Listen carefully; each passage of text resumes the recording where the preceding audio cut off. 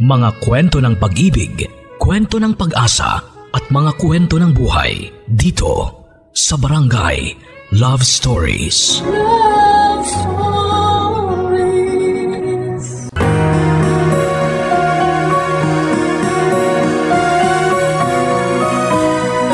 Maraming tao ang nanghuhusga base sa pisikal na anyo ng iba. Nakakalungkot mang isipin ngunit ito ang realidad ng ating lipunan. Ikaw kabarangay, ano ang una mong napapansin sa isang tao? Dear Papa Dudut, maraming tao ang nanghuhusga.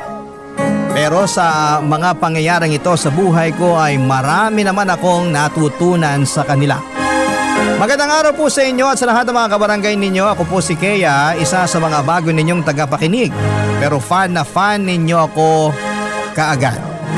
Nadiskubre ko po ang Barangay LS sa isang simpleng araw na hindi ko inaasahan. Habang namimili po ako sa isang palengke, napansin kong halos lahat ng mga tindera at tindero ay masayang nakikinig ng Barangay LS.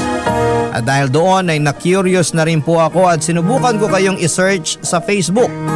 At simula noon ay hindi na po ko nagpapahuli sa pakikinig ng Barangay LS tuwing alas 12 ng tanghalian. Gusto ko rin pong ibahagi sa inyo ang isang personal na kwento. Hindi man ito madaling ikwento pero pakiramdam ko ay makakatulong ito sa ibang katulad kong dumaraan sa parehong karanasan. Simula bata pa lamang ako ay sobrang conscious na po talaga ako sa physical appearance ko. Sa totoo lang ay pakiramdam ko noon ay hindi ako maganda. Lagi kong naiisip na hindi ako katulad ng iba kong mga kaklase na mapuputi, matangkad, may matangos na ilong at may lahing mistisa o mistiso. Kasi ako naman ay simple lang, kulay kayumanggi, pandak at may ilong na pango. Palihim akong naiinggit sa kanila at minsan ay naiisip ko, bakit parang hindi ako pinagpala sa itsura. At dahil nga po sa mga insecurities na yon ay dumating ako sa punto na halos lahat ay sinubukan ko na.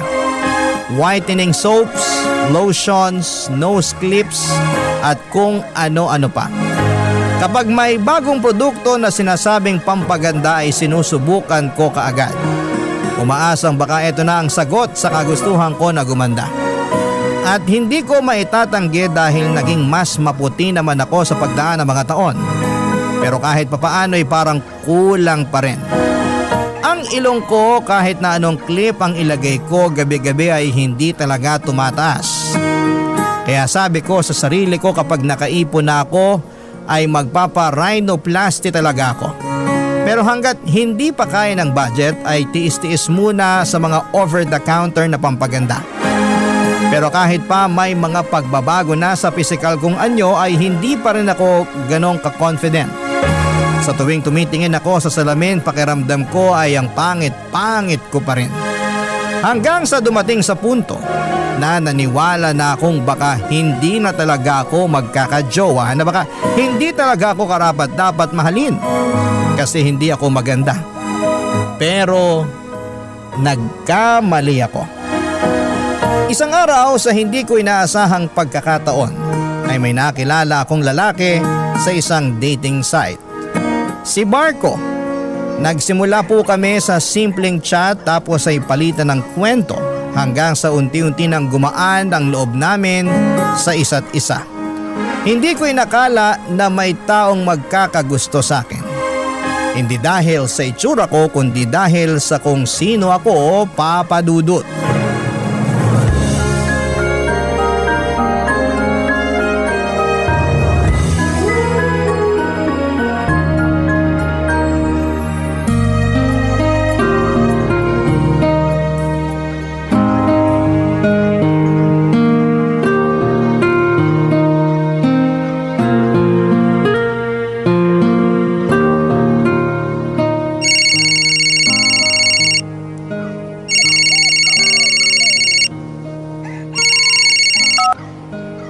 Hello? Kaya? Ako nga. Ba't mo ako kilala? Sino to? Hulaan mo. Hay nako, maghanap ka ng ibang paglalaruan mo. Goodbye. Uy, teka lang. Huwag mo munang ibababa. Bakit? Sino ba to, ha? Si Marco to. Sinong Marco? Eto naman. Yung kachat mo sa dating site. Marco? Oo, ako nga. Ba't gulat na gulat ka dyan? Paano mo naman nakuha yung number ko, ha? Eto talaga oh. Binigay mo kaya sa akin yung number mo nung isang araw. Pasensya ka na. Nakalimutan ko kasi. Alam mo ikaw, ang bata-bata mo pa. Pero makakalimutin ka na. Ay nako, ewan ko sa'yo. Siya nga pala, ba't ka naman napatawag? Wala lang. Gusto ko lang marinig yung boses mo. Nagsasawa na rin kasi ako sa chat eh. Kaya eto. Okay. O ngayon, narinig mo na yung boses ko. Ano masasabi mo? Maganda. Kasing ganda ng mga pictures mo. Nang aasar ka ba? Eto naman, maganda ka naman talaga. Ang cute-cute mo kaya sa mga pictures mo. Nang bola pa to. Konti na lang talaga maniniwala na ako sa'yo eh. Bakit? Hindi ka ba naniniwala na maganda ka? Yung totoo? Hindi. Ha? Bakit naman? Alam mo kasi, lumaki ako na punong-puno ng insecurities. Kasi yung mga kaklase at kaibigan ko, ang puputi, tapos ang tatangos pa ng ilong. Habang ako, hindi man lang ako pinanganak na maputi. Huwag mo ngang pagsalitaan ng ganyan ang sarili mo. Hindi porket hindi maputi, pangit na kaagad. Hindi naman ata tama yan. Siguro nga, pero ewan ko ba? Tuwing humaharap ako sa salamin, pakiramdam ko palaging may kulang eh. Anong ibig mong sabihin? Yung tipong kahit anong gawin ko, pakiramdam ko parang hindi pa rin ako maganda. Feeling ko nga kung may limpak-limpak lang akong pera, siguro nagparitoke na ako ng mukha eh. Nako, yan na yan ang wag mong gagawin. Bakit? Sayang lang ang pera mo dyan. Ang mahal-mahal kaya magparitoke ng mukha. Kung ako sa'yo, ibibili ko na lang ng house and lot yung pera. Wag na nga nating pag-usapan to. Hindi naman kalakihan yung sinasahod ko sa trabaho ko ngayon, kaya malabo na magkaroon pa ako ng perang pamparitoke dito sa mukha ko. Basta, tigilan mo na muna yung kaka-overthink mo ha. Susubukan ko. Nga pala, kaya. Ano yun? May gagawin ka ba ngayong Sabado? Wala naman, bakit? Gusto sana kitang yayain mag-date. Seryoso ka? Oo, ang tagal-tagal na kaya nating nagchat-chat. Sa tingin ko, panahon na rin para magkita tayo. Okay, sige. Pero sa isang kondisyon. Ano naman yun? Ikaw ang taya libre mo. Ay, wag na lang pala. Kuripot! Biro lang. Siyempre, sagot kita. Yan ang gusto ko sa'yo eh.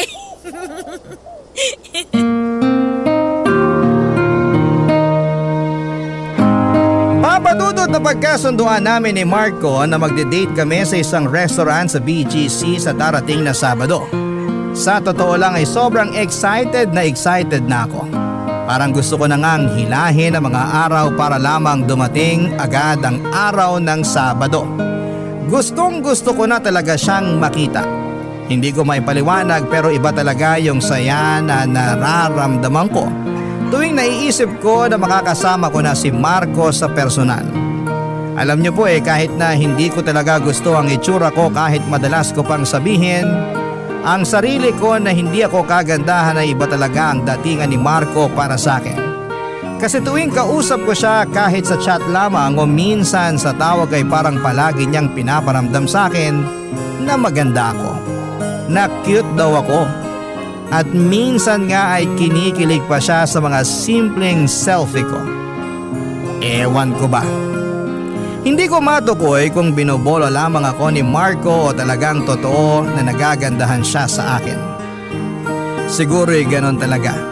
Kasi bilang mga tao, iba-iba tayo ng preference. At noong mga panahon na yon ay masasabi ko talaga na ako ang preference ni Marco. At habang hinihintay ko ang Sabado ay tuloy ako sa araw-araw kong trabaho. Mababa ang sahod, nakakapagod, pero wala akong choice kundi ang kayanin ito. Pero habang ginagawa ko ang trabaho ko ay napaisip ako, ganito na lang ba palagi? Paano ko matutupad ang mga pangarap ko kung hindi ko susubukang umasenso? Kaya palihim na akong naghanap ng ibang trabaho online. 1, 2, 3 at hindi ko na mabilang kung ilang application ang pinasa ko. Gabi-gabi ko yung ipinagdarasal na sana kahit sa isa lang sa mga kumpanya na yon ay matanggap ako. Gusto ko na talagang makapag-ipon para sa mga bagay na matagal ko nang pinapangarap. At isa na doon siyempre ang magparitoke ng mukha. At makalipas ang ilang araw ay dumating din ang pinakahihintay kong araw. Ang first date namin ni Marco sa BGC. Maaga akong gumising.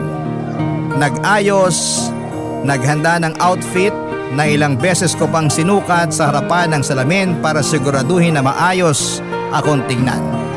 Medyo kabado ako pero mas nangingibabaw yung excitement. Pagdating ko sa restaurant sa BGC ay tumibok ng malakas ang puso ko. Huminga ako ng malalim bago pumasok. At pagpasok ko ay nakita ko kaagad si Marco na naka-formal attire pa. At sa totoo lang ay mas gwapo siya sa personal at parang biglang lumambot ang tuhod ko nang unang tingin ko pa lamang sa kanya ay nagwapuhan ako.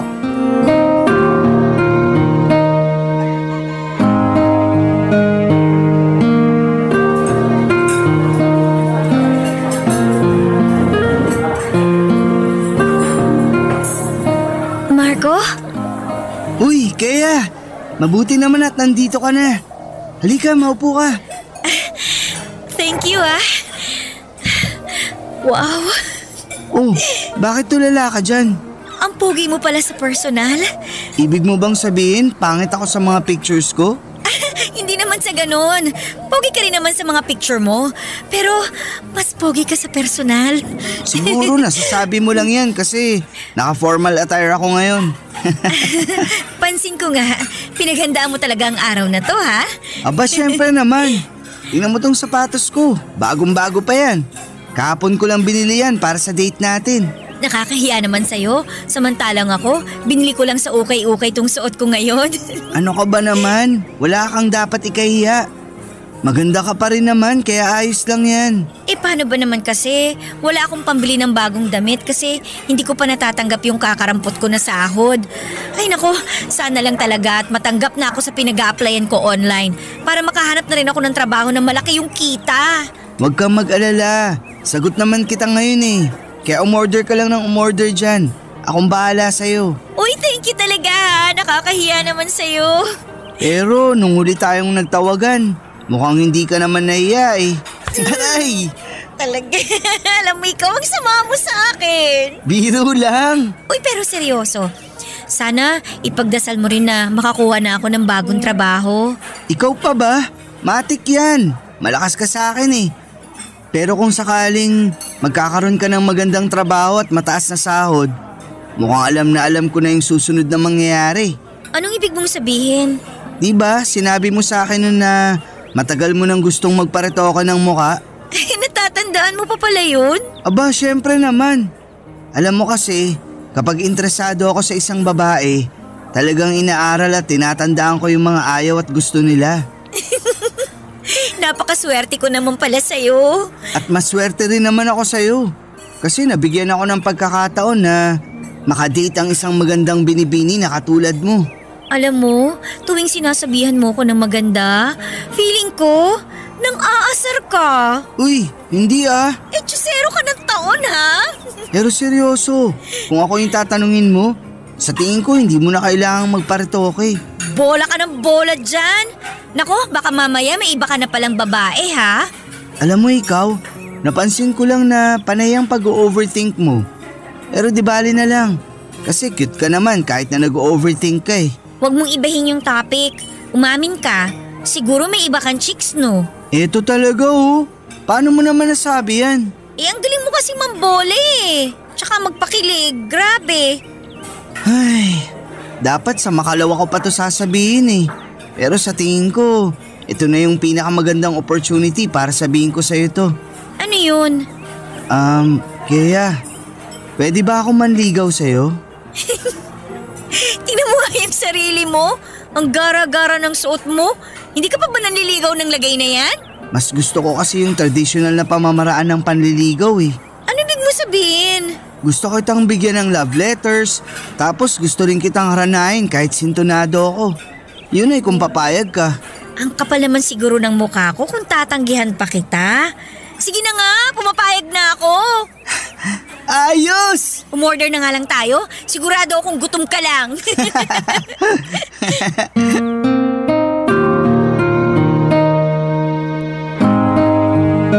Tinotoo talaga ni Marco lahat ng mga pangako niya sa akin. Hindi lang siya puro salita at pinakita niya talaga sa gawa kung gaano niya ako kamahal. Araw-araw siyang nagpapadala ng love letter at halos gabi-gabi nasa labas siya ng apartment ko. Dala ang gitara at kinakantahan ako ng paborito kong awitin. Grabe. Hindi ko inakalang may lalaki palang katulad niya sa panahon ngayon. Yung marunong mag-effort, marunong manligaw at walang sawang pinaparamdam kung gaano kanya kamahal. Talagang naramdaman ko kung gaano ko kahalaga sa kanya at sa bawat sulat, sa bawat kanta, sa bawat simpleng gesture niya ay ramdam mo na totoo siya. At sino ba naman ang hindi mahuhulog sa ganon? Yung tipong kahit na hindi mo mahal ang sarili mo ay may isang taong paulit-ulit na pinapaalala sa iyo kung gaano ka kaganda, kabait at karapat dapat na mahalin. Kaya hindi rin nagtagal ay sinagot ko na si Marco at sa wakas ay naging kami na. Sobrang saya ko noon, Papa Dudut. Parang lahat ng insecurities ko ay biglang nawala, lahat ng takot, lungkot at pagdududa ko sa sarili ko ay unti-unting napalitan ng saya. Tuwing kasama ko po si Marco, pakiramdam ko ay ang gaan ng mundo. Parang ang ganda-ganda ng buhay. At dahil naging maayos at matatag naman ang relasyon namin, nakapag-decide kaming magsama na sa isang bahay. Nag-live-in kami. At nung una'y sobrang saya, masarap sa pakiramdam na gumigising sa umaga na katabi mo yung mahal mo. At natutulog ka sa gabi na may kayakap kang taong nagpapasaya sa'yo. Ang akala ko ay yun na talaga ang simula ng panghabang buhay naming kwento. Pero habang tumatagal ay unti-unti kong napapansin na may mga bagay pa pala akong hindi lubusang naiwan sa nakaraan. May mga sugat pa rin pala akong hindi patuluyang naghihilom. Mga alaala at takot na matagal ko nang tinatakbuhan. Hindi ko inakala na hahabulin pa rin ako ng mga bagay na akala ko, Papa Dudut, ay matagal ko nang nalampasan. Barangay Love Stories. Barangay Love Stories. Natanggap ako sa isang trabaho na inaplayan ko online, Papa Dudut. Mas mataas ang sahod kumpara sa dati kong trabaho. Kaya naman sobrang laking blessing talaga at sa wakas ay makakapag-ipon na ako.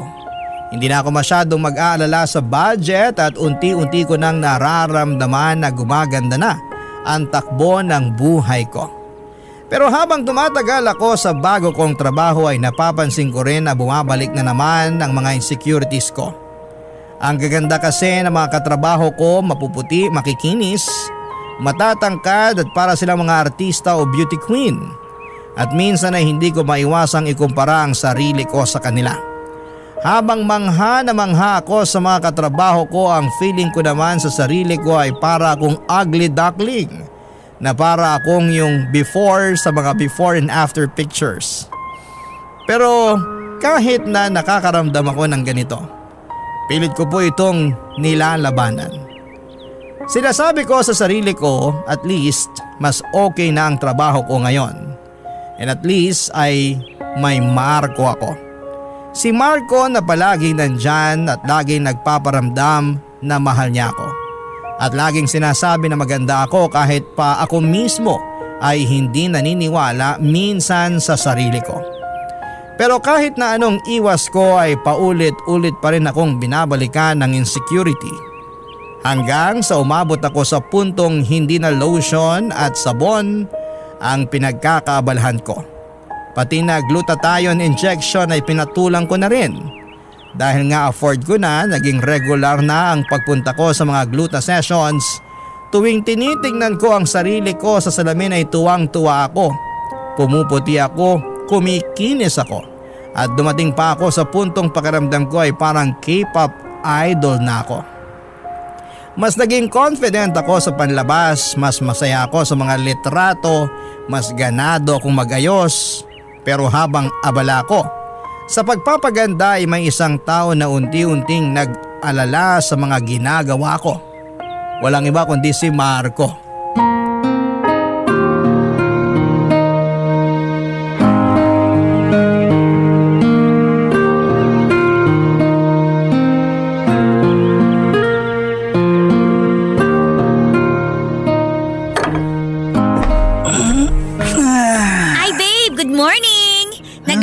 Pala ako ng breakfast para sa'yo.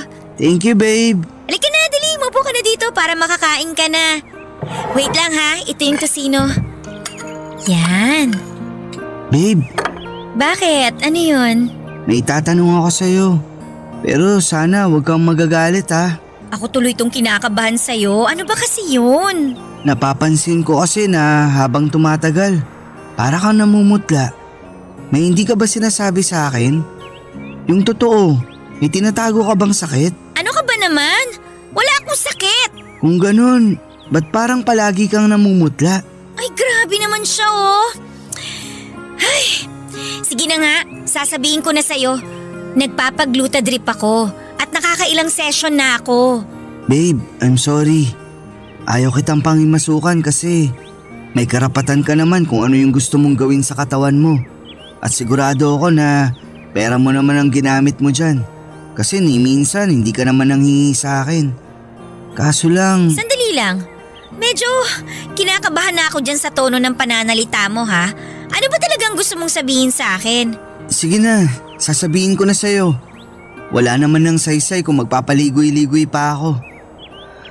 Ay, sa tingin ko, hindi na nakakabuti sa'yo yung mga pinagagagawa mo. Anong ibig mong sabihin? Ang dami mong insecurities, babe.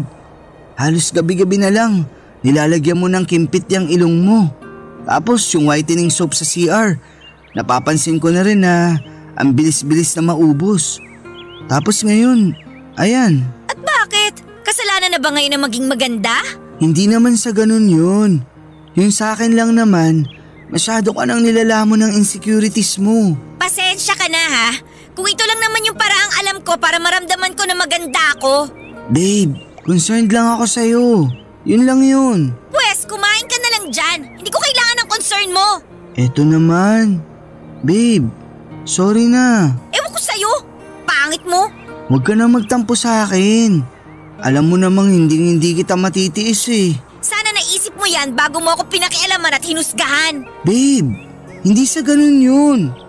Yung sa akin lang naman, gusto ko na matanggap mo yung sarili mo. Kasi maganda ka naman eh. Ay, yan ang problema dito sa Pilipinas eh. Kung maputi ka, sasabihin maganda at artistahin ka. Pero kapag brown naman yung balat mo, sasabihin na pangit ka. Wag ka magpapadala sa colonial mentality ng bansa natin. Maniwala ka sa akin, babe. Maganda ka na. Siyempre sasabihin mo yan, boyfriend kita eh. Eto naman, wag mo ngang minamasama yung mga sinasabi ko sa'yo. Pero eto babe ha, alam kong magagalit ka sa susunod kong sasabihin. Pero sa tingin ko, oras na rin para malaman mo to. Ano na naman yan? Alam mo ba yung tungkol sa body dysmorphia disorder? Hindi, ano yan? Napag-aralan kasi namin yan nung nasa college pa ako. Ay, isa yung kondisyon kung saan nakakaramdam ka ng matinding pagkabahala o stress sa physical appearance mo. Ang OA naman yan? Babe, talaga nangyayari yan. At sa tingin ko, mas makakabuti kung magpapatingin tayo sa isang psychiatrist. Ano? Para makasiguro lang. Hoy, ikaw ha? Sa dinami-dami ng sinabi mo, iisa lang naman yung tinutumbok mo eh. Nabaliw ako at nasisiraan na ako ng bait. Bakit? Ako lang ba yung nag-iisang babae sa mundo na concern sa physical appearance niya? Kaya nga ang dami-daming gumagamit ng makeup dyan, di ba? Para kahit papano, mas gumanda sila.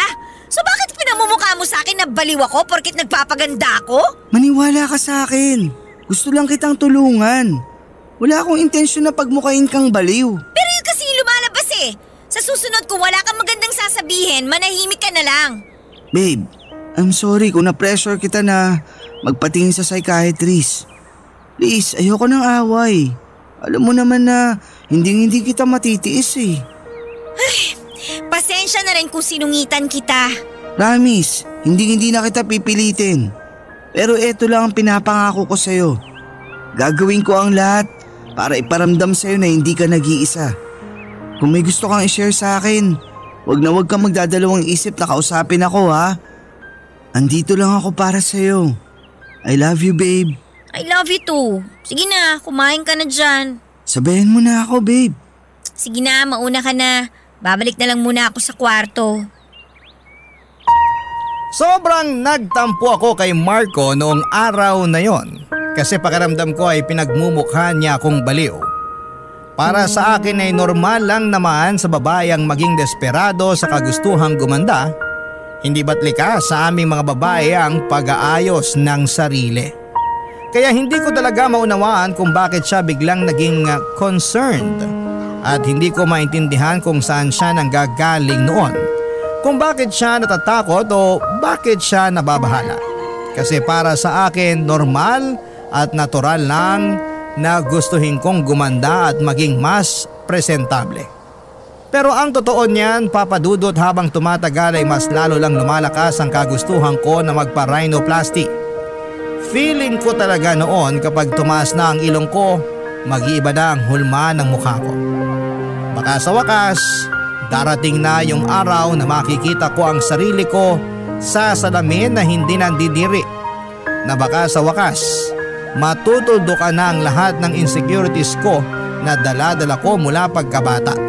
At yung mga taon na lagi akong kinukumpara sa iba.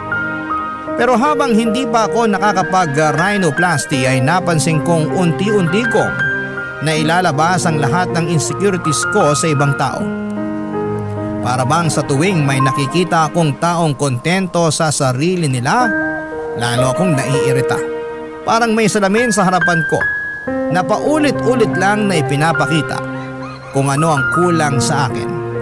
Hindi ko man sinasadya pero ang paghusga sa ibang tao ay naging paraan ko para pansamantalang makalimot sa sarili kong mga pagkukulang at insecurities.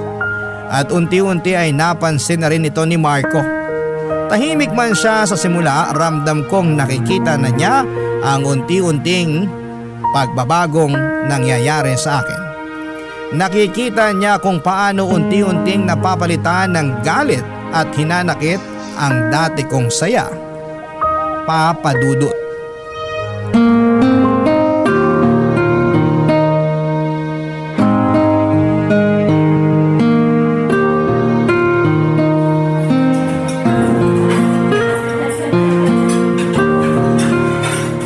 Mabuti na lang talaga at nakalabas na rin tayo sa wakas. Kaya nga matagal na rin simula nung huli tayong kumain sa labas. Ito ang menu. Mamili ka na ng gusto mong kainin. Uy, babe, nakikinig ka pa ba? Bakit ka tulala dyan? Tingnan mo yung customer sa kabilang table. Sobrang pandak, ang itim-itim. Tapos yung ilong mukhang… Uy, hinaan mo nga yung boses mo. Baka mamaya may makarinig pa sa'yo. Pasensya ka na ha. Talaga nanggigigil ako sa mukha niya Tsaka, tingnan mo nga siya Mukhang gandang-ganda sa sarili. Kala mo naman kung sinong kagandahan. Sarap sampalin Ba't ka ba nagkakaganyan? Wala namang ginagawang masama yung tao sa'yo Alam mo kasi babe, para sa akin, yung confidence may binabagayan ng itsura niyan. Pero sa mukha ng babae na nasa kabilang table, sinasabi ko sa'yo hindi bagay sa kanya ang maganda-gandahan. Ay… O bakit? Hindi na ikaw yung babaeng kilala ko. Ano naman yan?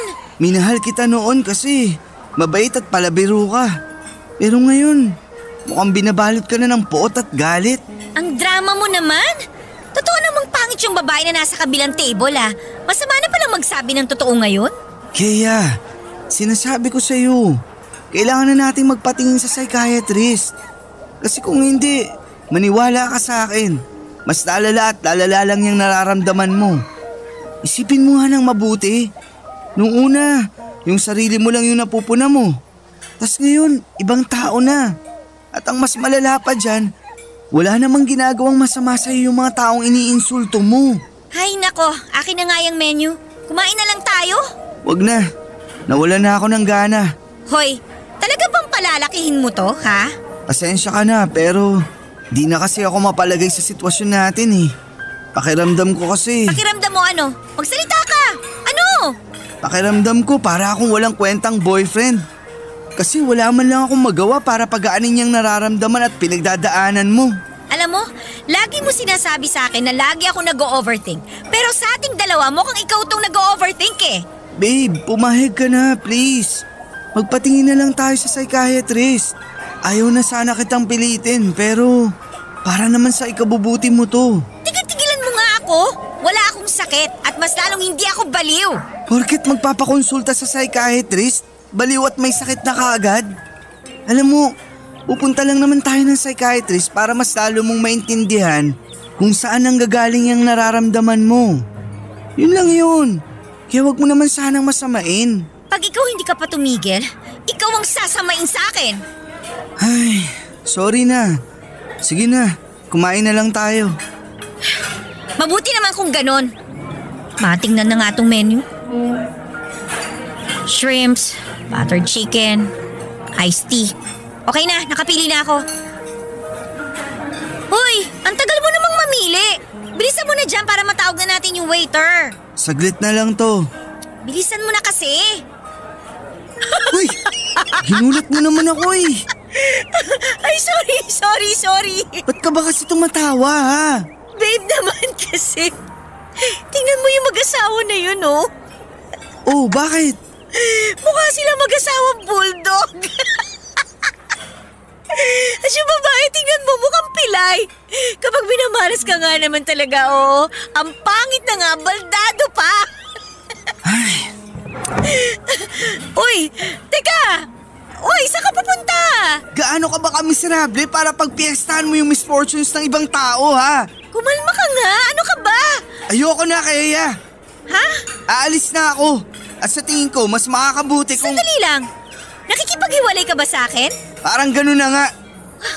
Ang babaw mo naman. Ang babaw mo. Sabihin mo na kung anong gusto mong sabihin. Pero makikipagbalikan lang ako sa'yo kung papayag ka na magpakonsulta tayo sa psychiatrist. Alam mo, rinding-rindi na ako sa psychiatrist na yan, ha? Palagi mo na lang pinapaalala sa akin na kailangan kong magpatingin sa psychiatrist. Kung gusto mo pumunta sa psychiatrist, huwag mo ko idadamay. Pumunta ka mag-isa mo. Uuwi na ako. Kukunin ko na yung mga gamit ko mamaya. Doon na muna ako sa apartment ng kaibigan ko matutulog pansamantala. Eh di umalis ka! Huwag ka na magpapakita sa akin kahit kailan! Tuluyan nang umalis si Marco ng gabing yon at nag-impake siya ng mga gamit niya at lumipat muna sa apartment ng kaibigan niya. Ako naman ay naiwang mag-isa sa dati naming tinitirhan. Yung kwartong dati puno ng tawa, kwentuhan at pagmamahalan ngayon ay tahimik at malamig na. Aminin ko po na sobrang sakit ng ginawa niyang paglayo, Papa Dudut. Parang bigla niya na lamang akong iniwan sa gitna ng bagyo. Hindi ko maintindihan kung bakit parang ang dali-dali lang para sa kanya na talikuran ako. Lalo na't ang tingin ko sa dahilan ng tampo niya ay mababaw lamang. Pero sa halip na lamunin ako ng lungkot, pinilit kong buuin ulit ang sarili ko at hindi po yon madali pero sinubukan kong mag-focus sa mga bagay na gusto ko at kaya kong kontrolin. Pumasok ako sa trabaho ng mas maaga. Nagsipag ako ng husto at nagsimula akong mag-ipon para sa matagal ko nang gustong pangarap na magpa-rhinoplasty. Ang tagal ko nang pinapangarap yon at gagawin ko ang lahat para lamang matupad na rin sa wakas yung long time dream ko na yon. Ang totoo po niyan. Kayang-kaya ko pong ibenta yung kaluluwa ko para lamang magkapag-rhinoplasty. Pero habang binaplano ko ang lahat, doon ko na na-realize kung gaano talaga kamahal ang magpa-rhinoplasty. Akala ko ay sapat na ang naipon ko pero kulang pa rin pala. Malayo pa ako sa kabuang halaga na kailangan ko. At doon ko naramdaman na kahit na anong sipag ko ay parang hindi pa rin sapat. Paulit-ulit kong tinatanong ang sarili ko na gaano ba karaming sakripisyo ang kailangan kong pagdaanan at pagdadaanan para lamang maabot yung pangarap kong maging maganda. At sa sobrang kagustuhan kong matupad ang matagal ko ng pangarap, dumating ako sa puntong napagdesisyonan ko ang isang bagay na ni minsan ay hindi ko inakala na magagawa ko. Isang desisyon na alam kong babago sa takbo ng buhay ko, Papa Dudut. Barangay Love Stories. Barangay Love Stories. Binuksan ko ang laptop ko isang gabi habang nakaupo ako sa gilid ng kama at nagsimula akong manood ng mga rhinoplasty videos sa YouTube. Pero habang nagbabrowse ako ay napansin kong nakasave pa rin pala sa browser yung login credentials ni Marco sa online banking niya. At doon ko naalala na minsan niyang ginamit ang laptop ko para i-check yung savings account niya. At siguro'y hindi niya napansin na nakasave pala yung info niya. Kaya out of curiosity ay aaminin ko na naisipan kong i-check kung magkano na ang laman ng account niya. Pagkabukas ko ng account niya ay parang napako ako sa kinakabuang ko. Ang laki ng ipon ni Marco, mas malaki pa sa inaasahan ko. At doon pumasok sa isipan ko kung paano kung pagsamahin ko yung pera niya at yung naipon ko. Baka sapat na yon para sa matagal ko nang gustong rhinoplasty. Nag-aalinlangan ako ng matindi. Alam kong mali, hindi ko pera yon, pero sa kabila ng lahat ng ito ay sinabi ko sa sarili ko na kung talagang mahal pa rin ako ni Marco ay maiintindihan niya ako. At saka hindi ko naman ito gagamitin sa kalokohan, para naman ito sa ikakabuti ko, sa ikagaganda ko at sa matagal ko ng pangarap. At sa bandang huli ay ginawa ko na ang bagay na buong buhay ko ay hindi ko inaakalang magagawa ko. Transfer ko ang malaking halaga ng pera mula sa account ni Marco papunta sa sarili kong bank account, Papa Dudut.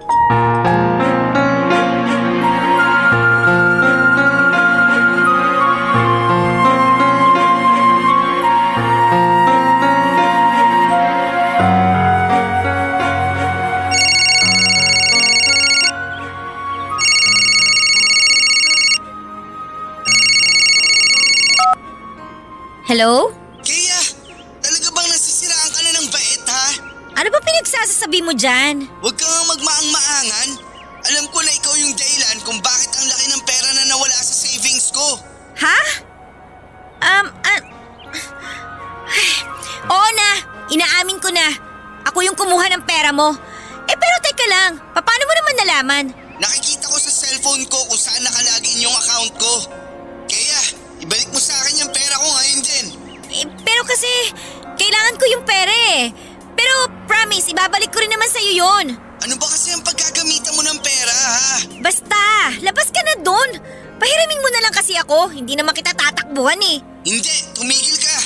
Ibalik mo sa bank account ko yung perang kinuha mo ngayon din.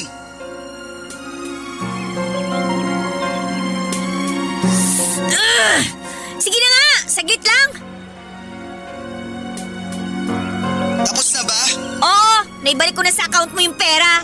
Mabuti naman kung ganon. Hello? Uy, andyan ka pa ba? Oo, sandali lang. Ano ba kasi yung ginagawa mo? Ba't mukhang busy ka dyan? Pinapalitan ko lang yung password ng bank account ko. Alam mo ikaw, ang sama ng ugali mo, no? Wala ka na bang tiwala sa akin? Paano ba kita pagkakatiwalaan?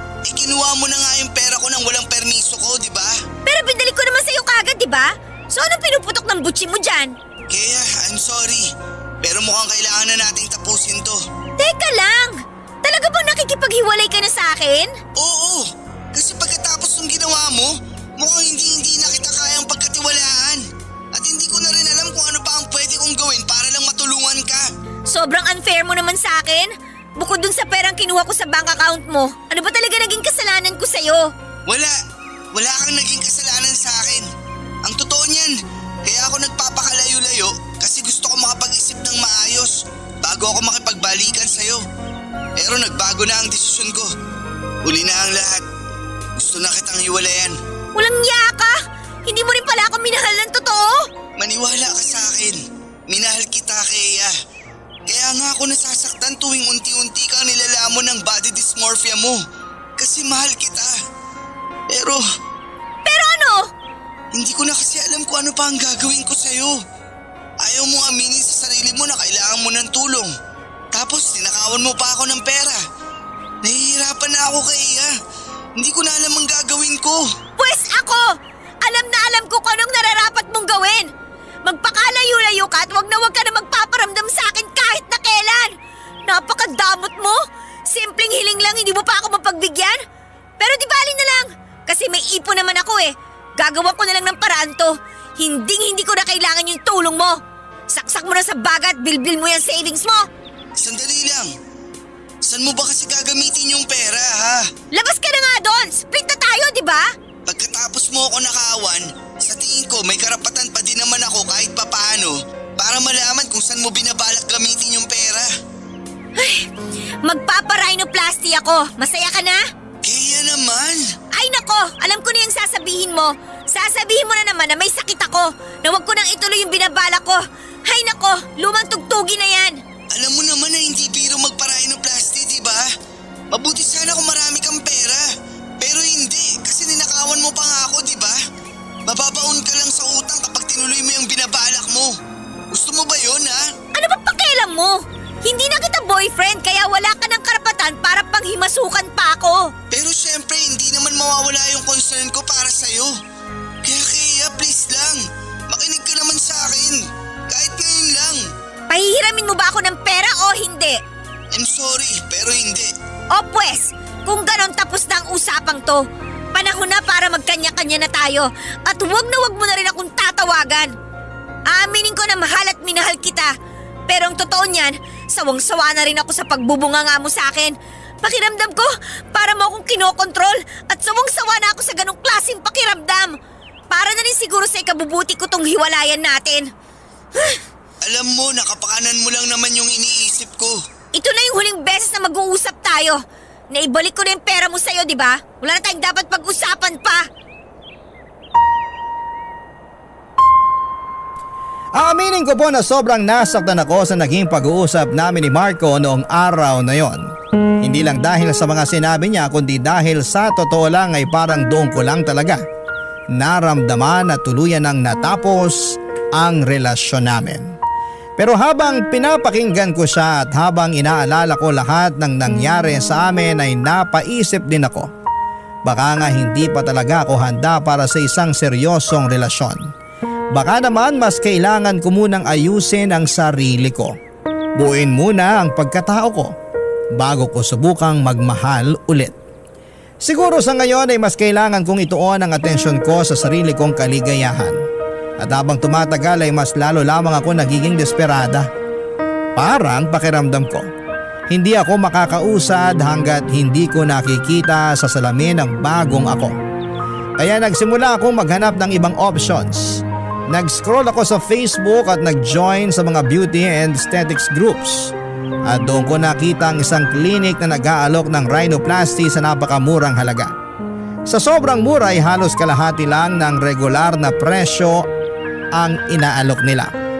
Agad kong tinignan ang page nila at binasa ang mga reviews. At sa totoo lang ay kahit may halong duda, naisipan ko na baka eto na talaga ang pagkakataon ko para gumanda sa presyong abot kaya. Kahit may kaunting kaba, talagang nagdesisyon ako. Pinaghandaan ko ang lahat at nag-file ako ng 1-month leave sa trabaho.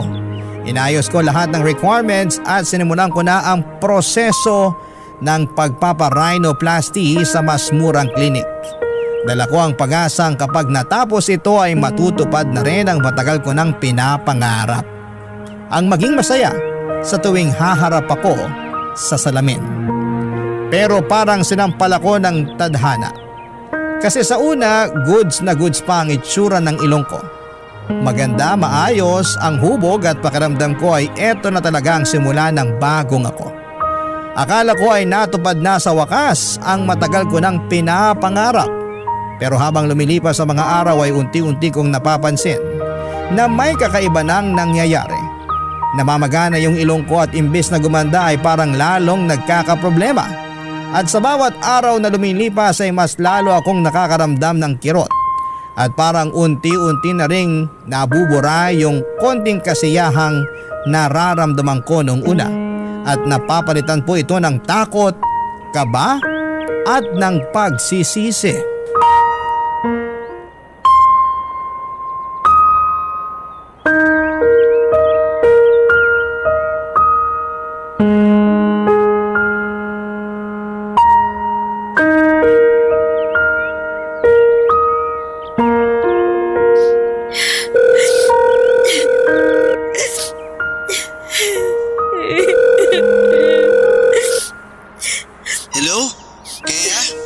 Marco! Kamusta ka na? Ayos lang. Ikaw, kumusta ka na? Okay lang naman.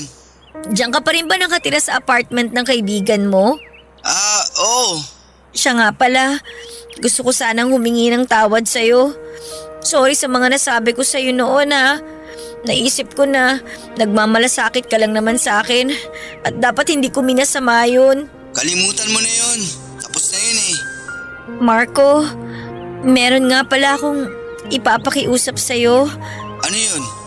Gusto ko sanang makipagbalikan. Hello? Andyan ka pa ba? Oo. Andito pa ako. Sandali lang. Umiiyak ka ba? Miss na kita eh. Ang totoo niyan, miss na rin kita. Pero kasi... Ano? Walang mangyayari sa'yo kapag hindi mo tinulungan ang sarili mo, Kea. Kahit ilang beses ko pa ipaalala sa'yo na kailangan mo ng tulong, hindi magiging sapat yun. Alam ko naman yun. Kaya nga napatawag ako sa'yo eh. Kasi narealize ko na lahat ng mga sinabi mo sa akin noon. At pumapayag na ako sa gusto mo. Magpapatingin na ako sa isang psychiatrist. Salamat naman sa Diyos. Alam mo ba kung ilang gabi kong pinagdasal to? Sa wakas, babe, magbabago na rin ang takbo ng buhay mo. At malalabanan na rin natin tong body dysmorphia mo. Pero huwag kang mag-alala. Kasi sasama na tutulungan kita, ha? Pero may kailangan akong aminin sa'yo. Ano yun? Sige na, sabihin mo na sa akin. Mag-promise ka muna na hindi ka magagalit. O siya, sige na. Hindi ako magagalit. Makikinig ako. Sige na, sabihin mo na. Tinuloy ko kasi yung rhinoplasty. Galit ka ba? Ay, aaminin ko na dismayado ako. Pero wala na akong magagawa. Andiyan na yan eh. Oh, kamusta naman yung pagpaparhinoplasty mo? Yun na nga yung problema eh. Yung ilong ko. Hindi ko na alam ang gagawin. Litong-lito na ako. Natatakot na ako. Kailangan ko ng karamay ngayon. Hindi kita maintindihan. Bakit?